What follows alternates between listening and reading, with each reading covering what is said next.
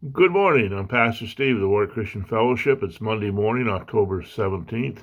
I hope you're off to a good day today. I hope you had a good day of worship yesterday, and I hope God gives you a good week of serving Him. You know, God's a very powerful force in our life. Colossians 1:17 says, "We're strengthened with all might according to His glorious power for all patience and long-suffering with joy."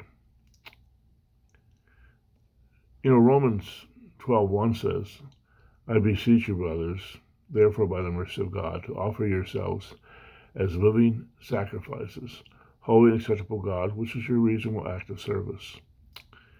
Paul's talking about serving the Lord, and he went on to say, "Do not be conformed any longer to the pattern of this world, but be transformed by the renewing of your mind, that you may prove what is good, acceptable, and perfect for the will of God." Wouldn't you like to find the will of God for your service? We should stand before God and say, "Lord, here I am." Whatever gifts God has given you needs His power to operate, because He's the one who provides the power for the things He wants you to do. Suppose you just got a new house and you had a housewarming and people gave you a bunch of gifts. You got a toaster, you got a blender, you got a waffle iron, you got a TV, and you moved into your house and there's no electricity.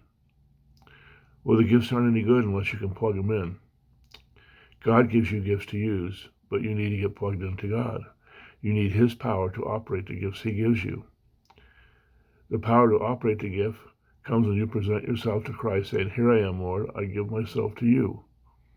And then be willing to do the things He gives you to do. I urge you today to present yourself to Christ. Ask Him